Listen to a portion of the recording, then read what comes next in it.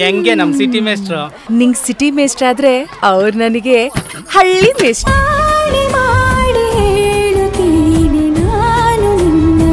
ಕೆಳಗಡೆಯಿಂದ ಮೇಲ್ ಬಂದು ಬಿಸ್ನೆಸ್ ಮಾಡಿ ಕಾಸ್ ಮಾಡಿದ್ ನೋಡಿ ಜನ್ಗೆ ಹೊಟ್ಟೆ ಉರಿ.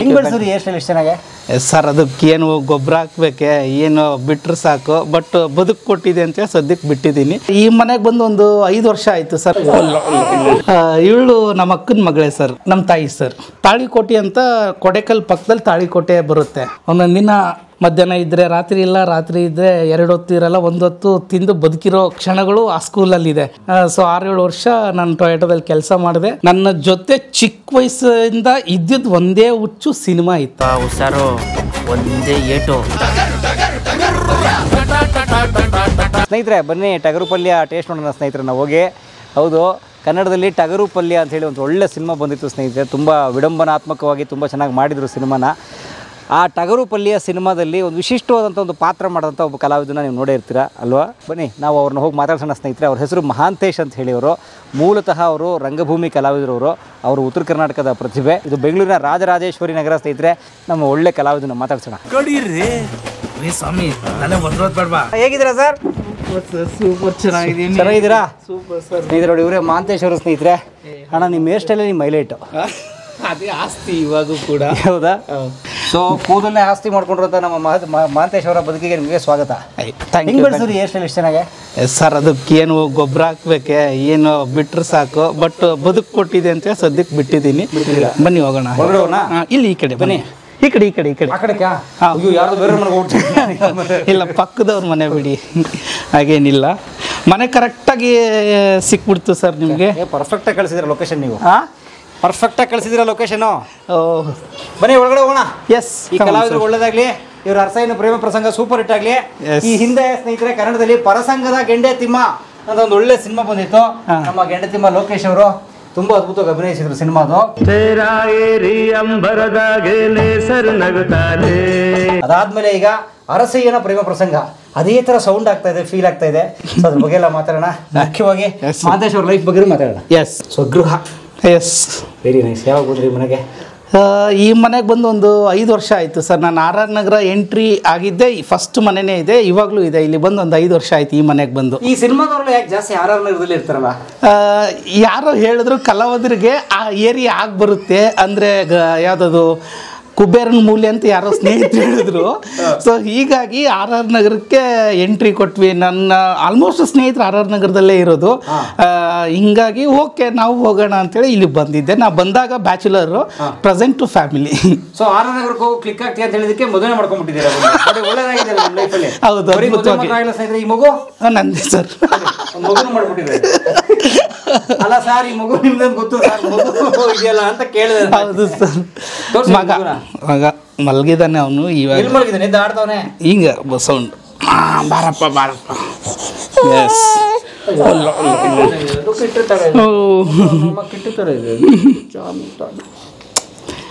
ವೇದಾಂತ್ ಹಿರೇಮಠ ಅಂತ ಸರ್. ಇವಾಗ 10 ತಿಂಗಳು. ಸೊ ಮೊದಲನೇ ಸಲ ಕ್ಯಾಮ್ರಾ ಕಾಣಿಸ್ಕೊತಾ ಇದ್ದಾನೆ. ಎಸ್, ಹೌದು ಹೌದು. ಕಲಾ ಮಾಧ್ಯಮಕ್ಕೆ ಕಾಣಿಸ್ಕೊಂಡಿದ್ದು ನಮ್ಮ ಪುಣ್ಯ. ಇವರ ತಾಯಿಯವರು ಇಲ್ಲಿ ಇಲ್ಲೇ ಇದ್ದಾರೆ. ಅಮ್ಮ ಬನ್ನಿಮ್ಮ. ಅನಿತಾ ವೈಫ್. ಇವಳು ನಮ್ಮ ಅಕ್ಕನ ಮಗಳೇ ಸರ್. ನಾವು ಹೊರಗಡೆ ಎಣ್ಣೆ ನೋಡಿಲ್ಲ, ನಮ್ಮ ಅಕ್ಕನ ಮಗಳೇ ಮದುವೆ ಆಗಿರೋದು. ಸೊ ಚೈಲ್ಡ್ಹುಡ್ ಲವ್ ನಿಮ್ಮದು? ಇಲ್ಲ ಸರ್, ಹಾಗೇನಿಲ್ಲ, ಅರೇಂಜ್ ಮ್ಯಾರೇಜ್ ಅಷ್ಟೇ. Okay okay. ನನ್ನ ಹೆಸರು ಅನಿತಾ. ಯಾವರು? ಹೂವಿನಿಪ್ಪರಿಗೆ. ಅಂದರೆ ಬಿಜಾಪುರ ಹತ್ರ ಹೂವಿನಿಪ್ಪರಿಗೆ, ಬಿಜಾಪುರ ಡಿಸ್ಟಿಕ್. ಯಾವ ಮದುವೆ ಆಗಿದೆ? ಈಗ 2 ಇಯರ್ ಆಯಿತು ಸರ್. ಏನು ಮಾತಾಡಬಾರ್ದು, ನಾನೇ ಮಾತಾಡ್ತೀನಿ.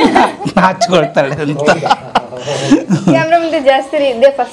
ಫಸ್ಟ್ ಟೈಮ್ ಅವಳು ಕ್ಯಾಮ್ರಾ ಅಟೆಂಡ್ ಮಾಡಿರೋದು ಕೂಡ. ಹೂವಿನಿಪ್ಪರಿಗೆ. ನಿಮ್ದು ಹೂವಿನಿಪ್ಪರಿಗೆ? ಇಲ್ಲ, ನಂದು ಕೊಡೇಕಲ್, ಯಾದಗಿರಿ ಜಿಲ್ಲೆ. ಕೊಡೇಕಲ್ ಬಸವಣ್ಣ? ನಮ್ಮೂರು. ಹುಣಸಗಿ ತಾಲೂಕು. ರಾಜುಗೌಡ ನಮ್ಮೂರವ್ರೆ, MLA ರಾಜುಗೌಡ. ಅದೇ ನನ್ನ ಹುಟ್ಟೂರು. ಅದೇ 30 ವರ್ಷದ MLA ಆಗೋ ಸೂಪರ್ ಅವರೇನಾ? ಎಸ್, ಹೌದು. ಓಕೆ. ಸಿನಿಮಾಗಳು ನೋಡಿದ್ದೀರಾ? ನೋಡಿದ್ದೇವೆ. ಯಾವ ಸಿನಿಮಾ ಇಷ್ಟ ನಿಮಗೆ? ನಮ್ಗೆ ಆಲ್ಮೋಸ್ಟ್ ಫ್ರೆಂಚ್ ಬಿರಿಯಾನಿ ಇಷ್ಟ. ಫ್ರೆಂಚ್ ಬಿರಿಯಾನಿ ನೋಡಿ. ಫ್ರೆಂಚ್ ಬಿರಿಯಾನಿ, ಟಗರು ಪಲ್ಯ ಇಂಥವೇ ಮಾಡ್ತಾರಲ್ಲ. ಪಲಾವ್ ಮಾಡ್ತಾನೆ ಇಲ್ಲ ಅವರು. ಅದನ್ನ ಅವ್ರನ್ನೇ ಕೇಳ್ತೀನಿ.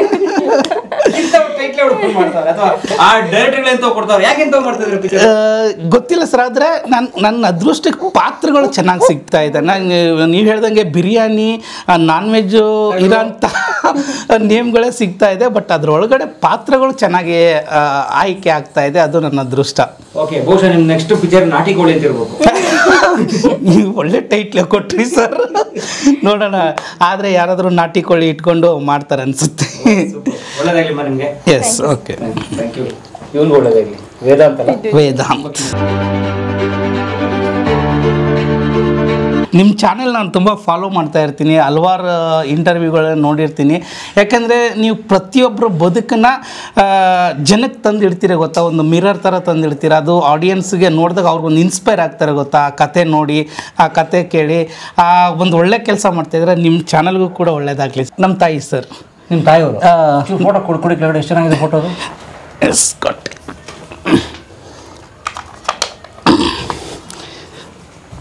ಏನು ನಿಮ್ಮ ತಾಯಿಯವ್ರ ಹೆಸರು? ಅನ್ನಪೂರ್ಣ. ಅನ್ನಪೂರ್ಣ. ಹಾಂ. ವಾವ್. ಒಂದು ಸ್ನೇಹಿತರೆ, ಟಿಪಿಕಲ್ ಉತ್ತರ ಕರ್ನಾಟಕದ ಹೆಣ್ಣು ಮಗಳ ರೆಫರೆನ್ಸ್ ಬೇಕು ಯಾರಿಗಾದ್ರೂ ಅಂದ್ರೆ ನೋಡಿ ಹೀಗಿದ್ದಾರೆ. ಅವ್ರ ಸೀರೆ, ಅವ್ರ ಕುಬ್ಸ, ಅವ್ರು ಹಾಕೊಂಡಿರುವಂತಹ ಮೂಗುತಿ, ಕಿವಿ ಓಲೆಗಳು, ಅವ್ರು ಹಾಕೊಂಡಿರೋ ಸರ ಎಲ್ಲವೂ ಉತ್ತರ ಕರ್ನಾಟಕದ, ಶುದ್ಧ ಉತ್ತರ ಕರ್ನಾಟಕವನ್ನು ಹೋಲುವಂಥ ಅವ್ರು ಹಾಕೊಂಡಿರೋ ಇದು ಅಷ್ಟೇ, ವಿಭೂತಿನೂ ಅಷ್ಟೇ ನೋಡಿ. ನಾವು ಐನವರೆಲ್ಲ ಲಿಂಗಾಯತರು, ಸೊ ಹೀಗಾಗಿ ಅದೊಂದು ಸಿಂಬಲ್ಲು ವಿಭೂತಿ. ಕೊಡಕಲ್ ಬಸವಣ್ಣನ ಕಡೆಯವರು. 100%. ನಮ್ಮ ತಾಯಿಯವರು ಇದ್ದಾರೆ ಊರಲ್ಲಿ. ನನಗೆ ಈ ಫೋಟೋ ಬಹಳ ಇಷ್ಟ, ಸೊ ಹೀಗಾಗಿ ಇಟ್ಕೊಂಡಿದ್ದಾರೆ ಅಷ್ಟೇ. ಏನು ಮಾಡಿ ಊರಲ್ಲಿ ಒಕ್ಕಲ್ತನ? ಹಾಂ, ಇಲ್ಲ ಸರ್, ನಮ್ದೊಂದು ಅಂಗಡಿ ಇದೆ, ಕಿರಾಣಿ ಶಾಪ್ ಇದೆ. ಫಾದರ್ ನೋಡ್ಕೊಳ್ತಾರೆ, ಅಮ್ಮ ಹೌಸ್ ವೈಫ್. ಓಕೆ, ಮನೇಲೇ ಇರ್ತಾರೆ. ನಾವೆಲ್ಲ ನಮ್ಮನ್ನು ತುಂಬ ಕಷ್ಟಪಟ್ಟು ಬೆಳೆಸಿದ್ದಾರೆ. ನನ್ನ ತಾಯಿ ಅಂದರೆ ನನಗೆ ತುಂಬ ಇಷ್ಟ. ಯಾಕಂದರೆ ಎಲ್ಲರೂ ಹೇಳ್ತಿರ್ತಾರೆ, ನೀವು ನಿಮ್ಮ ತಾಯಿ ಥರನೇ ಇದ್ದೀರಾ, ಕಲರ್ ಆಗಲಿ ಒಂಚೂರು ಫೇಸ್ ಇದಾಗಲಿ ನಿಮ್ಮ ತಾಯಿ ಥರನೇ ಬರುತ್ತೆ ಅಂತ ಹೇಳ್ತಿರ್ತಾರೆ. ತಾಯಿ ಅಂದರೆ ತುಂಬ ಇಷ್ಟ ಸರ್. ಅಪ್ಪನ ಹೆಸರು? ಸಂಗಯ್ಯ ಅಂತ. ನಾವು 4 ಜನ ಮಕ್ಕಳು, 2 ಹೆಣ್ಮಕ್ಳು 2 ಗಂಡು ಮಕ್ಕಳು. ಆಲ್ಮೋಸ್ಟ್ ಎಲ್ರದ್ದು ಮದುವೆ ಆಗಿದೆ, ಎಲ್ಲರೂ ಅವ್ರವ್ರ ಬದುಕಲ್ಲಿದ್ದಾರೆ. ಅಣ್ಣ ಅತ್ತಿಗೆ ಅಪ್ಪ ಅಮ್ಮ ಒಟ್ಟಿಗೆ ಇದ್ದಾರೆ. ನಾನು ನನ್ನ ವೈಫ್ ಇಲ್ಲಿರ್ತೀವಿ. ನಮ್ಮ ಅಕ್ಕ ಆಮೇಲೆ ನಮ್ಮ ತಂಗಿ ಅವ್ರವ್ರ ಊರಲ್ಲಿರ್ತಾರೆ. ಟೋಟಲ್ ಎಷ್ಟು ಜನ ನೀವು? 4 ಜನ. 4 ಜನ ಮಕ್ಕಳು, 2 ಹೆಣ್ಮಕ್ಳು 2 ಗಂಡು ಮಕ್ಕಳು. ಸೊ ಸಮಾನತೆ ನಿಮ್ಮ ತಂದೆದು. ಅದು ಸಮಾನತೆ ಎಲ್ರಿಗೂ ಕೊಡಬೇಕು ಅಂತ. ನೋ ಲಿಂಗ ತಾರತಮ್ಯ. ಹೌದು, ಇಬ್ಬರು ಈಕ್ವಲ್ ಇದ್ದಾರೆ. ಬನ್ನಿ ಮಾತಾಡೋಣ. ಅರಸಯ್ಯನ ಪ್ರೇಮ ಪ್ರಸಂಗ ಸಿನಿಮಾ ಯಾವಾಗ ಬಿಡುಗಡೆ ಆಗ್ತಾ ಇದೆ? ಇದೇ ಸೆಪ್ಟೆಂಬರ್ 19ಕ್ಕೆ ಬರ್ತಾ ಇದೀವಿ ಸರ್. ಇವತ್ತು ಸ್ನೇಹಿತರೆ ಇನ್ನೊಂದು ವಾರದಲ್ಲಿ ಬಂದ್ಬಿಡ್ತಾರೆ ಸ್ನೇಹಿತರೆ. ಸೊ ದಯಮಾಡಿ ಆ ಸಿನಿಮಾನ ಥಿಯೇಟರ್ಗಳಲ್ಲೇ ನೋಡಿ ಅಂತ ಕೇಳ್ತಾ, ಹೆಚ್ಚಿನ ಜನರಿಗೆ ಈ ಮಾಹಿತಿ ತಲುಪಿಸಿ ಅಂತ ಕೇಳ್ತಾ ಬನ್ನಿ ಮಾತಾಡೋಣ. ಎಸ್ ಸರ್, ಯೂಟ್ಯೂಬಲ್ಲಿ ಟ್ರೈಲರ್ ರಿಲೀಸ್ ಆಗಿದೆ, ದಯವಿಟ್ಟು ಟ್ರೈಲರ್ ನೋಡಿ. ಟ್ರೈಲರ್ ಇಷ್ಟ ಆದಮೇಲೆ ಸೆಪ್ಟೆಂಬರ್ 19ಕ್ಕೆ ಥಿಯೇಟರ್ಗೆ ಹೋಗಿ ಸಿನಿಮಾ ನೋಡಿ. Very nice. ಮೂಲ ಅದೇ ಯಾದಗಿರಿ ಜಿಲ್ಲೆ ಹುಣಸಗಿ ತಾಲೂಕು ಕೊಡೇಕಲ್ಲನ್ನ ಗ್ರಾಮ ಸರ್. ನಾ ಹುಟ್ಟಿದ್ದು ಅದೇ ಊರು. ನಮ್ಮ ತಂದೆ ಹೆಸರು ಸಂಗಯ್ಯ, ತಾಯಿ ಹೆಸರು ಅನ್ನಪೂರ್ಣ. ಅಲ್ಲಿ 4ನೇ ಕ್ಲಾಸ್ವರೆಗೂ ಅದೇ ಊರಲ್ಲಿ ಗೌರ್ಮೆಂಟ್ ಶಾಲೆಯಲ್ಲಿ ಓದಿದೆ. ಆದಮೇಲೆ ನಮ್ಮ ತಂದೆಯವರು ಮೈಸೂರು ಹತ್ರ ಸುತ್ತೂರು ಮಠ ಅಂತ ಒಂದು ಸ್ಕೂಲ್ ಇದೆ, ಫ್ರೀ ಎಜುಕೇಷನ್ ಸ್ಕೂಲ್ ಅದು. ಸೊ ಆ ಸ್ಕೂಲ್ಗೆ 5th ಸ್ಟ್ಯಾಂಡರ್ಡ್ ಟು SLC ನಾನು ಅಲ್ಲೇ ಓದಿದ್ದು. ಅದಕ್ಕೊಂದು ಕತೆ ಇದೆ ಚಿಕ್ಕದಾಗಿ, ಒಂದು ಕಾಮಿಡಿ ಥರ. ಏನಂದರೆ ನಾನು ನಮ್ಮಣ್ಣ ಯಾವಾಗಲೂ ಊರಲ್ಲಿ ಜಗಳ ಅಂದರೆ ಜಗಳ, ಒಬ್ರು ಕಂಡ್ರೆ ಒಬ್ರಿಗೆ ಆಗ್ತಾನೆ ಇರಲಿಲ್ಲ, ಜಾಸ್ತಿ ಜಗಳ ಆಡ್ತಾ ಇದ್ವಿ. ನಮ್ಮ ಪಕ್ಕದ ಮನೇಲಿ ಒಬ್ಬರು ಒಂದು ಫ್ಯಾಮಿಲಿ ಇತ್ತು, ಅವ್ರಿಗೂ 4 ಜನ ಮಕ್ಕಳು, 3 ಹೆಣ್ಣು 1 ಗಂಡು. ಅವ್ರು ಹಿಂಗೆ ಒಂದಿನ ಕಾಫಿ ಕುಡ್ಕೊಂಡು ನ್ಯೂಸ್ ಪೇಪರೆಲ್ಲ ಓದ್ತಾಯಿದ್ರು. ಒಂದು ಬ್ಲಾಕಲ್ಲಿ ಬಂದಿತ್ತು, ಈ ಥರ ಸುತ್ತೂರು ಮಠದಲ್ಲಿ ಫ್ರೀ ಎಜುಕೇಷನ್ ಸ್ಕೂಲ್ ಇದೆ, ಈ ಥರ ಹಿಂಗೆ ಏನೇನೆಲ್ಲ ಇರುತ್ತೆ ಡೀಟೇಲ್ಸ್ ಎಲ್ಲ ಓದಿದ್ರು ಅವರು. ಓದಿ ಅವ್ರ ಮಕ್ಕಳನ್ನ ಸೇರಿಸೋದು ಬಿಟ್ಬಿಟ್ಟು ಬಂದು ನಮ್ಮ ತಂದೆಗೆ ಹೇಳಿದ್ರು, ಈ ಥರ ಇದು ಶಾಲೆ ಇದೆ ಅಂತ್ರಿ, ನಮ್ಮ ಮಕ್ಕಳನ್ನ ಹಾಕಕತ್ತೀರಿ, ನಿಮ್ಮ ಮಕ್ಕಳನ್ನ ಹಾಕ್ರಿ ಅಂತ ಅಂದರು. ಬೇಡ, ಒಬ್ಬನ್ನ ಹಾಕ್ರಿ, ಸಣ್ಣ ಮಗ ಭಾಳ ತರಲೆ ನನ್ನ ಮಗ ಅದನ್ನು, ಅವನ್ನೇ ಹಾಕ್ರಿ ಅಂತೇಳಿ ಸುತ್ತೂರು ಮಠಕ್ಕೆ ಹಾಕಿದ್ರು. ಸುತ್ತೂರು ಮಠದಲ್ಲಿ 5 ವರ್ಷ ನಾನು ಅಲ್ಲೇ ಓದಿದ್ದು ಸರ್. SLCವರೆಗೂ ಸುತ್ತೂರು ಮಠದಲ್ಲೇ ಓದಿದೆ. ಆವಾಗ ಒಂದು ಶಿಸ್ತು ಅನ್ನೋದು ಜೀವನದಲ್ಲಿ ಬಂತು. ಬೇಸ್ಮೆಂಟ್ ಅಂತಾರಲ್ಲ ಗೊತ್ತಾ, ಡಿಸಿಪ್ಲೀನು ನನಗೆ ಅಲ್ಲಿವರೆಗೂ ಇರಲಿಲ್ಲ. ಊರಲ್ಲಿ ಹೆಂಗೆ ಬೇಕೋ ಅಂದೆ ವಿಚಿತ್ರವಾಗಿ ಓಡಾಡ್ಕೊಂಡು ಮನೆಗೆ ಕರೆಕ್ಟಾಗಿ ಹೋಗ್ತಿರಲಿಲ್ಲ, ಆ ಥರ ಇದ್ದವನು. ಯಾವಾಗ ನಾನು ಹಾಸ್ಟ್ಲಿಗೆ ಹೋದೆ, ಆ ಮಟ್ಟಕ್ಕೆ ಹೋದೆ, ಅಲ್ಲೊಂದು ಶಿಸ್ತು ಬಂತು. ಡೈಲಿ ಆ ಪ್ರೇಯರ್ ಮಾಡೋದಾಗಿರ್ಬೋದು, ಪ್ರತಿ ರೂಮ್ಗೂ 3 ಜನ ಟೀಚರ್ಸ್ ಇರೋರು. ಸೊ ಅವರು ಬಡ್ದು ತಿದ್ದಿ ತೀಡಿ ಒಂದು ಶಿಸ್ತಿಗೆ ತಂದರು. SLC ವರೆಗೂ ಅಲ್ಲಿ ಓದಿದೆ. ಅದಾದಮೇಲೆ ತಾಳಿಕೋಟೆ ಅಂತ ಕೊಡೆಕಲ್ ಪಕ್ಕದಲ್ಲಿ ತಾಳಿಕೋಟೆ ಬರುತ್ತೆ, ತಾಳಿಕೋಟೆ ತಾಲೂಕು. ಅಲ್ಲಿ ನಾನು ITI ಮಾಡಿದ್ದೆ. ಅಲ್ಲಿ ಸರ್ ಎಂ ವಿಶ್ವೇಶ್ವರಯ್ಯ ಅಂತ ಕಾಲೇಜ್ ಇದೆ, ಅಲ್ಲಿ 2 ವರ್ಷ ITI ಮಾಡಿದೆ. ITI ನಾನು ಇಲ್ಲಿ ಮೈಸೂರು ಮುಗಿಸ್ಕೊಂಡು ಹೋಗಿ ITI ಮಾಡಿದೆ. ನಾನು SLC ಮೇಲೆ ITI, ನಮ್ಮಣ್ಣ PUC ಮೇಲೆ ITI, same college same class room. ಅವ್ನು ಫಸ್ಟ್ ಬೆಂಚು, ನಾನು ಲಾಸ್ಟ್ ಬೆಂಚು. ನನಗೆ ಇಷ್ಟು ದಿನ ಅಲ್ಲಿ ಹಾಸ್ಟೆಲ್ ಕೂಡಾಕ್ದಂಗೆ ಆಗಿತ್ತು. ಓಕೆ ಇಲ್ಲಿಗೆ ಬಂದೆ, ಸ್ವಲ್ಪ ಫ್ರೀಡಮ್ ಇರುತ್ತೆ ಹಂಗೆ ಹಿಂಗೆ ಅಂತ. ಇಲ್ಲಿ ಒಂದೇ ಕ್ಲಾಸ್ ರೂಮ್, ನಾ ಇಲ್ಲೇನು ಮಾಡಿದ್ರು ಸಂಜೆ ಮನೇಲಿ ಗೊತ್ತಾಗುತ್ತೆ. ಸೊ ಹಂಗೂ ಕೇರ್ ಮಾಡ್ತಿರಲಿಲ್ಲ. ಬೆಳಿಗ್ಗೆ ಕಾಲೇಜ್ಗೆ ಹೋದೆ ಅಂದ್ಕೊಳ್ಳಿ, ಬ್ಯಾಗ್ ಬಿಸಾಕೋದು ಸೀದಾ ಹೋಗ್ತಿದ್ದೆ ಥಿಯೇಟ್ರಿಗೆ ಸಿನಿಮಾ ನೋಡೋಕ್ಕೆ. ತಾಳಿಕೋಟಿಗೆ ಫಸ್ಟ್ ಡೇ ಫಸ್ಟ್ ಶೋ ಯಾವುದೇ ಸಿನಿಮಾ ಬಂದರೂ ನಾನು ಸಿನಿಮಾಗೆ ಹೋಗ್ತಿದ್ದಿದ್ದು. ಅದಾದ್ಮೇಲೆ ಮನೆಗೆ ಬಂದು ನಮ್ಮಣ್ಣ ಕಂಪ್ಲೇಂಟ್ ಮಾಡೋನು, ಅವ್ನು ಕಾಲೇಜ್ಗೆ ಬರೋಲ್ಲ, ಬರೀ ಊರು ಸುತ್ತೋಗ್ತಾನೆ, ಸಿನಿಮಾಗೆ ಹೋಗ್ತಾನೆ, ಹಂಗೆ ಬರೀ ಸಿನಿಮಾದೇ ಕಂಪ್ಲೇಂಟ್ ಹೇಳ್ತಿದ್ದ. ನಿಮ್ಮಣ್ಣ ಬರೋರು ಕಾಲೇಜ್ಗೆ? ಹಾಂ, ನಿಮ್ಮಣ್ಣ ಒಳ್ಳೆ ಡೀಸೆಂಟು, ಸಖತ್ತು ಡೀಸೆಂಟು. ಅವನೇನಂದರೆ ಫಸ್ಟ್ ಬೆಂಚ್ ಸ್ಟೂಡೆಂಟ್ ಅಂತಾರಲ್ಲ ಸರ್, ಸ್ಪೆಕ್ಸ್ ಹಾಕ್ಕೊಂಡು ಬರೀ ಓದು ಹೊರ ಆ ಥರದ್ದು ಸ್ಟೂಡೆಂಟ್ ಅವನು. ಡೆಡ್ ಆಪೋಸಿಟ್ ನಾನು. ಕಟ್ಟು ಮಾಡಿದ್ರೆ ಎಕ್ಸಾಮ್ ದಿನ ಅದು ಹೆಂಗೆ ಬಿತ್ತೋ ಗೊತ್ತಿಲ್ಲ, ಒಂದೇ ಸೇಮ್ ಬೆಂಚು, ನಾನಿಲ್ಲಿ ಅವನಿಲ್ಲಿ. ದೇವರಾಣೆ, ಇದು ಸತ್ಯ. ಅದು ಹೆಂಗೆ ಬಿದ್ದು, ನಂದು ML ಸ್ಟಾರ್ಟ್ ಆಗುತ್ತೆ, ಮಹಾಂತೇಶ್, ಅವನ ಹೆಸರು ಬಸ್ಸಯ್ಯ. ಸೇಮ್ ಬೆಂಚಿಗೆ ಬಿದ್ದಿದ್ವಿ. ಅವನಿಗೆ ಡ್ರಾಯಿಂಗ್ ಅಷ್ಟಾಗಿ ಬರೆಯೋಕ್ಕೆ ಬರಲ್ಲ, ನಾನು ಚೆನ್ನಾಗಿ ಬರೀತಿದ್ದೆ. ಎಕ್ಸಾಮ್ ಟೈಮಲ್ಲಿ ನಾನೇ ಅವನಿಗೆ ಡ್ರಾಯಿಂಗ್ ಎಲ್ಲ ಬಿಡಿಸಿ ಎಲ್ಲ ಕೊಟ್ಟಿದ್ದೆ. ಎಕ್ಸಾಮ್ ರಿಸಲ್ಟ್ ಬಂದರೆ ನಂದು 82%, ಅವ್ನು 81%. ನನಗೆ ಇವಾಗಲೂ ಆಶ್ಚರ್ಯ. ಅವ್ನು ಡೈಲಿ ಕಾಲೇಜ್ಗೆ ಹೋಗಿ ಓದಿ ಎಲ್ಲ ಮಾಡಿದ, ಅವ್ನಿಗೆ 81. ಬಟ್ ನನಗೆ ಏನು ಓದದೇ ಇರೋನಿಗೆ 82 ಬಂತು. ಇಲ್ಲ ಸರ್, ನಾನು ಬರೆದಿದ್ದೆ ಒಂದಿಷ್ಟು ಆ ಕಡೆ ಈ ಕಡೆ, ಅದು ಇದು ಮ್ಯಾಜಿಕ್ಕು ಅಷ್ಟೇ, ಅವೆಲ್ಲ ಮಾಡಿ ಬರೆದಿದ್ದೆ. ವರ್ಕೌಟ್ ಆಯಿತು. ನಂದು 82, ಅವ್ನು 81. ಹಿಂಗೆ ಅಷ್ಟಾಯಿತು. ಅದಾದ ಮೇಲೆ ನಾನು ಧಾರವಾಡಕ್ಕೆ ಹೋದೆ. ಧಾರವಾಡದಲ್ಲಿ ಟಾಟಾ ಮಾರ್ಕೋಪೋಲೋ ಅಂತ ಒಂದು ಕಂಪ್ನಿ ಇದೆ, ಬಸ್ಗಳು. ಬಸ್ಗಳು ಇಲ್ಲಿ BMTC ಬಸ್ ಓಡಾಡುತ್ತಲ್ಲಣ್ಣ, ಅದೇ ಕಂಪ್ನೀಲಿ ನಾನು ಗೌರ್ಮೆಂಟ್ದು ಒಂದು ಅಪ್ರೆಂಟಿಸ್ಶಿಪ್ ಕೋರ್ಸ್ ಬರುತ್ತೆ, 1 ವರ್ಷ ಆ ಕಂಪ್ನೀಲಿ ಕೋರ್ಸ್ ಮಾಡಿದೆ. ನನ್ನ ಪರ್ಫಾರ್ಮೆನ್ಸ್ ಇಷ್ಟ ಆದಮೇಲೆ ಅವ್ರು ಮತ್ತೆ ಅದೇ ಕಂಪ್ನಿಗೆ ಎಂಪ್ಲಾಯಾಗಿ ತೊಗೊಂಡು ಇನ್ನೂ 1 ವರ್ಷ ಕೆಲಸ ಮಾಡ್ತಿದ್ದೆ. ಧಾರವಾಡದಲ್ಲಿ ಟಿಕಾರಿ ರೋಡ್ ಅಂತಿದೆ, ಆ ಮೇನ್ ಬಸ್ ಸ್ಟಾಪ್ ಹಿಂದ್ಗಡೆ ಒಂದು ರೋಡ್ ಬರುತ್ತೆ, ಟಿಕಾರಿ ರೋಡ್ ಅಂತ. ಅಲ್ಲೇ ಒಂದು ಚಿಕ್ಕದು ರೂಮ್ ಮಾಡಿಕೊಂಡು ಸ್ನೇಹಿತರೆಲ್ಲ ಇದ್ವಿ. ಅಲ್ಲಿ ಪರ್ಮನೆಂಟ್ ಎಂಪ್ಲಾಯ್ ಆದೆ. ಒಂದು ಟೈಮಲ್ಲಿ ಟೊಯೋಟಾದಲ್ಲಿ ಕಾಲ್ ಫಾರ್ಮ್ ಮಾಡಿದ್ರು, ಈ ಥರದ್ದು ಇಷ್ಟು ವೇಕೆನ್ಸಿ ಇದೆ ಅಂತ ಕಾಲ್ ಫಾರ್ಮ್ ಮಾಡಿದರು. ನನ್ನ ಫ್ರೆಂಡ್ಸು ಎಲ್ಲ ಬಂದು ಇಲ್ಲಿ ಅಪ್ಲಿಕೇಶನ್ ಹಾಕಿ ಎಕ್ಸಾಮ್ ಅಟೆಂಡ್ ಮಾಡಿದ್ವಿ. ಟೋಟಲ್ ಅವತ್ತು ನಾವು ಎಕ್ಸಾಮ್ ಬರೆದಾಗ 2,500 ಜನ ಟೋಟಲ್ ಅಪ್ಲೈ ಮಾಡಿದ್ದು ಅಪ್ಲಿಕೇಶನ್ನು. ಇಂಟರ್ವ್ಯೂ ಬಂದವರು ಟೊಯೋಟಾಗೆ 2,500 ಜನ ಅಪ್ಲೈ ಮಾಡಿದರು. ಅಲ್ಲಿ 6 ಸ್ಟೇಜ್ ಇಂಟರ್ವ್ಯೂ ಆಗುತ್ತಣ್ಣ. ಫಿಸಿಕಲ್ ಅಂತೆ, ರಿಟರ್ನ್ ಅಂತೆ, ಓವರಲ್ ಅಂತೆ, ಮೆಡಿಕಲ್ ಅಂತೆ, ಎಲ್ಲ ಸ್ಟೇಜು 6 ಟೋಟಲ್ ಸ್ಟೇಜು ಇಂಟರ್ವ್ಯೂ ಆಗುತ್ತೆ. ಫೈನಲ್ ಸ್ಟೇಜು HR ಇಂಟರ್ವ್ಯೂಲಿ ಸೆಲೆಕ್ಟ್ ಆದವರು 43 ಜನ. 2,500ದಲ್ಲಿ 43 ಜನ, ಅದರಲ್ಲಿ ನಾನು ಒಬ್ಬನು ಟೊಯೋಟಾ ಎಂಪ್ಲಾಯ್. ನಾನು ಯಾವ ವರ್ಷ?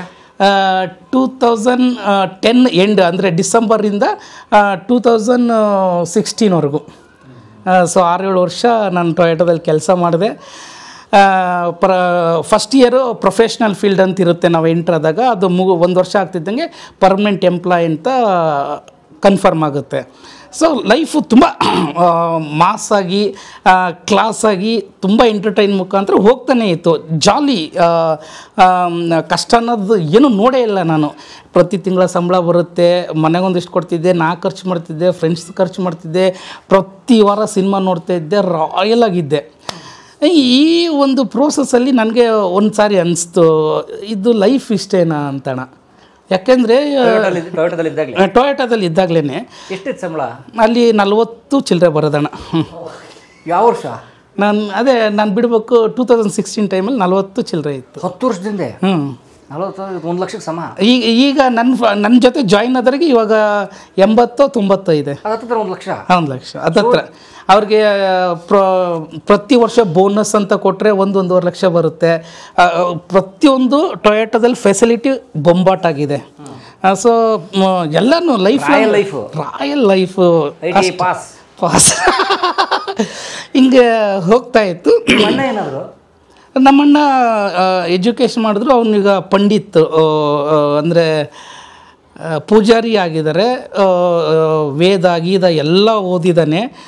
ಮದುವೆ, ರುದ್ರ, ಗೃಹ ಪ್ರವೇಶ, ನಮ್ಮ ಸುತ್ತಲೂ ಎಷ್ಟೋ ಹಳ್ಳಿಗೆ ಫೇಮಸ್ ಪೂಜಾರಿ ನಮ್ಮಣ್ಣ. ಅಲ್ಲಿ ಊರಲ್ಲಿದ್ದಾರೆ. ಊರಲ್ಲಿದ್ದಾರೆ, ಕೊಡೆಕಲ್ಲಲ್ಲಿ ಇದ್ದಾರೆ. ಸುತ್ತಲೂ ಯಾವುದೇ ದೊಡ್ಡ ಮನೆ ಗೃಹ ಪ್ರವೇಶ, ಮದುವೆ, ಏನೇ ರುದ್ರ ಓದೋದಿರ್ಬೋದು, ಪ್ರತಿಯೊಂದು ದೊಡ್ಡ ಪೂಜೆನ ನಮ್ಮ ಅಣ್ಣನೇ ಮಾಡೋದು. ರಾಜಗೌಡ್ರ ಮನೆಗೂ ನಮ್ಮ ಅಣ್ಣನೇ ಪೂಜೆಗೆ ಹೋಗೋದು. ಸೊ ಒಂದಿಷ್ಟು ಅವನು ಅಲ್ಲಿ ಆ ಥರ ಫೇಮಸ್ ಪೂಜಾರಿಯಾಗಿ. ಅಲ್ಲ, ITI ಕಂಪ್ಲೀಟ್ ಆದಮೇಲೆ ಅವನು ಜಾಬು ಎಲ್ಲೂ ಹೋಗಲಿಲ್ಲ. ಆ ಫೀಲ್ಡ್ಗೆ ಪೂಜಾರಿ ರೂಟ್ಗೆ ಹೋಗ್ಬಿಟ್ರು. ಅದು ಆದಮೇಲೆ ನಾನು ಟೊಯೋಟಾ ಮಾಡ್ತಾನೆ ಒಂದು ಫ್ರಸ್ಟ್ರೇಷನ್ ಲೈಫ್ ಅನುಭವಿಸೋಕೆ ಸ್ಟಾರ್ಟ್ ಮಾಡಿದೆ. ಯಾಕೆ ಗೊತ್ತಿಲ್ಲ ನನಗೆ. ಲೈಫಲ್ಲಿ ನಾನು ಸಂಬಳ ತೊಗೊಳ್ತಾ ಇದ್ದೀನಿ, ಖರ್ಚು ಮಾಡ್ತಾಯಿದ್ದೀನಿ, ಒಂದು ಸ್ಯಾಟಿಸ್ಫ್ಯಾಕ್ಷನ್ ಇಲ್ಲ. ನಾನು ಮಾಡ್ತಾ ಇರೋ ಕೆಲಸದಲ್ಲಿ ಒಂದು ರೊಟೀನ್ ಲೈಫ್ ನಡೀತಾ ಇತ್ತಣ್ಣ. ನನಗದು ಇಷ್ಟ ಆಗ್ತಾ ಇರಲಿಲ್ಲ. ನಾನು ಬೆಳಿಗ್ಗೆ 4 ಗಂಟೆಗೆ ಎದ್ದೇಳು, ಹೋಗು, ಕೆಲಸ ಮಾಡು, ಬಾ, ಸಂಬಳ ತಗೋ, ಇದು ಯಾಕೋ ನನಗೆ ಇರಿಟೇಷನ್ ಆಗೋಕ್ಕೆ ಸ್ಟಾರ್ಟ್ ಆಯಿತು. ಒಂದು 6 ವರ್ಷ ಆಗ್ತಿದ್ದಂಗೆ ನಾನು ಏನು ಮಾಡೋದು ಗೊತ್ತಾಗ್ತಾಯಿಲ್ಲ, ಗೊಂದಲದಲ್ಲಿ ಇದ್ದೆ. ಒಂದಿನ ರೈಟ್ ಟೈಮ್ ನೋಡಿ ಜಾಬ್ ರಿಸೈನ್ ಮಾಡಿದೆ. ಜಾಬ್ ರಿಸೈನ್ ಮಾಡಿ ಆಚೆ ಬಂದೆ. ಬೇರೆ ಏನೋ ಮಾಡಬೇಕು, ಏನು ಮಾಡೋದು ಅಂತ ಯೋಚನೆ ಮಾಡಿದಾಗ ನನ್ನ ಜೊತೆ ಚಿಕ್ಕ ವಯಸ್ಸಿಂದ ಇದ್ದಿದ್ದು ಒಂದೇ ಹುಚ್ಚು ಸಿನಿಮಾ ಇತ್ತಣ್ಣ. ನಾನು ಚಿಕ್ಕ ವಯಸ್ಸಿಂದನೂ ನಮ್ಮ ಮನೇಲಿ TV ಇರಲಿಲ್ಲ. ಆ್ಯಕ್ಚುಲಿ ನಾನು ಅದೇ 3-4 ಸ್ಟ್ಯಾಂಡರ್ಡ್ ಇದ್ದಾಗ ಹೇಳ್ತಿದ್ನಲ್ಲ, ಮನೇಲಿ TV ಇರಲಿಲ್ಲ. ನಾನು ಒಬ್ಬರ ಮನೆಗೆ ಹೋಗೋದು, ನಮ್ಮ ಪಕ್ಕದ ಮನೆಗೆ ಹೋಗೋದು, ಯಾರ ಮನೇಲಿ TV ಇರುತ್ತೆ ಹೋಗೋದು, TV ನೋಡ್ಕೊಂಡು ಕೂತ್ಕೊಳ್ಳೋದು. ಅವರು TV ಆಫ್ ಮಾಡೋವರೆಗೂ ಎಷ್ಟೊತ್ತಾದರೂ ಅವ್ರ ಮನೇಲಿ ಇರ್ತಿದ್ದೆ. ಇವ್ರ ಮನೇಲಿ TV ಅವರು ಬೇಜಾರಾಗ್ಬಿಡುತ್ತಲ್ಲ ಕೆಲವರು, ಇವನು ಯಾವಾಗ ಎದ್ದು ಹೋಯ್ತಾನಗರು ಹಂಗೆ ಹೆಂಗೆ ಅಂತ ಮಾತಾಡ್ಕೊಳ್ಬೇಕಾದಾಗ ಅವ್ರು TV ಆಫ್ ಮಾಡಿದ್ರೆ ಇನ್ನೊಂದು ಮನೆಗೆ ಹೋಗೋದು, ಆ ಮನೇಲಿ ಕೂತ್ಕೊಳ್ಳೋದು. ಈ ಹುಚ್ಚು ನನ್ನ ಚಿಕ್ಕ ವಯಸ್ಸಿಂದನೇ ಇತ್ತು. ಅದಾದಮೇಲೆ ಈ ಟೊಯೋಟಾ ಬಿಟ್ಟಾದಮೇಲೆ ನಾನು ಆ್ಯಕ್ಟ್ರ್ ಆಗಬೇಕು ಅಂತ ಡಿಸೈಡ್ ಮಾಡಿದೆ.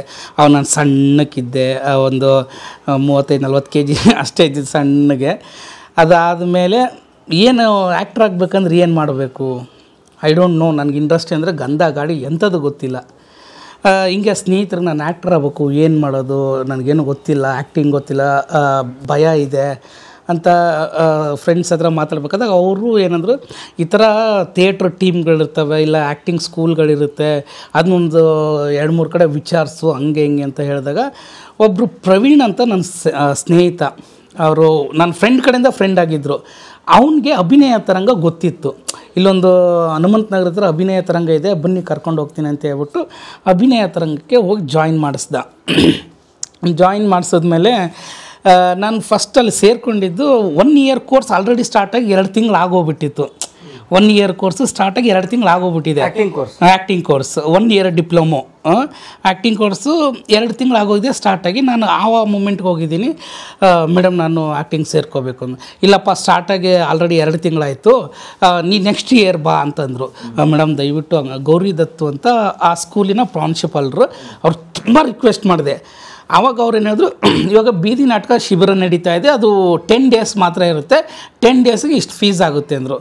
ಅಯ್ಯೋ ಹೌದಾ ಮೇಡಮ್, ಆಯಿತು ಈ 10 ದಿನ ಬರ್ತೀನಿ ಮೇಡಮ್, 10 ದಿನ ಬಂದು ಜಾಯ್ನ್ ಆಗ್ತೀನಿ ಟೀಮ್ ಜೊತೆ ಅಂತ ಬೀದಿ ನಾಟಕಕ್ಕೆ ಜಾಯ್ನ್ ಆಗಿ ಫಸ್ಟು ಡೇ ನನಗೆಷ್ಟು ಭಯ ಅಂದರೆ, ಈಗ ನಮ್ಮ ಥಿಯೇಟ್ರ್ ಮಾಡ್ಬೇಕಾದ್ರೆ ಹಿಂಗೆ ಸರ್ಕಲಲ್ಲಿ ಕೂರಿಸಿ ಮಾತಾಡಿಸ್ತಾರೆ, ಪರಿಚಯ ಮಾಡ್ಕೊಳ್ತಾರೆ.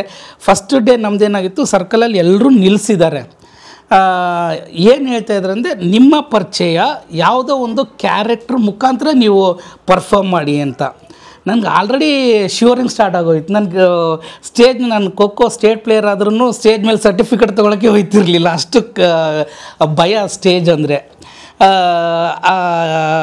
ಸರ್ಕಲಲ್ಲಿ ಒಬ್ರೊಬ್ಬರೇ ಒಂದೊಂದು ಕ್ಯಾರೆಕ್ಟ್ರು ಪ್ಲೇ ಮಾಡ್ಕೊಂಡು ಬರ್ತಾಯಿದ್ರೆ ನನಗೆ ಹತ್ತತ್ರ ಬರ್ತಿದ್ದಂಗೆ ಒಂದು ಭಯ ಆಗುತ್ತೆ ಗೊತ್ತಾ ಸರ್. ಫಸ್ಟ್ ಟೈಮ್ಗೆ ಆ ಬಾಡಿ ನಡ್ಗೋದು, ಬೆವರು ಬರೋದು, ಈ ಥರದ್ದೆಲ್ಲ ಆಗೋದು. ನನ್ನ ಸರ್ದಿ ಬಂದಾಗ ಏನು ಮಾಡ್ಬೇಕು ನನಗೆ ಗೊತ್ತೇ ಆಗ್ತಾಯಿಲ್ಲ. ನನಗೆ ಫಸ್ಟು ಹೊಸ್ದು, ನನಗೆ ಆ್ಯಕ್ಟಿಂಗ್ ಅಂದರೆ ಗೊತ್ತಿಲ್ಲ, ಹೆಂಗೆ ಅಭಿನಯಿಸ್ಬೇಕು ಅನ್ನೋದು ಗೊತ್ತಿಲ್ಲ, ಎಂಥದ್ದು ಗೊತ್ತಿಲ್ಲ. ನನ್ನ ಟೈಮು ನನ್ನ ಪಕ್ಕನ ಒಂದು ಏನೋ ಮಾಡ್ಕೊಂಡು ಕುಂಟುನ್ ಥರ ಹೋಗ್ಬಿಟ್ಟು ಅವ್ನ ಪರಿಚಯ ಮಾಡ್ಕೊಂಡು ಬಂದು ಹಿಂಗೆ ನಿಂತ. ನೆಕ್ಸ್ಟು ಮಾಂತೇಶ್ ನೀನು ಅಂದರು. ಮೇಡಮ್ ನನಗೇನು ಗೊತ್ತಾಗ್ತಾಯಿಲ್ಲ ಮೇಡಮ್. ಮಾಡಲೇಬೇಕು ಅಂತಂದರು. ಆವಾಗ ನಾನು ಈ ರೋಲ್ ಮಾಡ್ಕೊಂಡು ಹೋಗಿದ್ದೆ.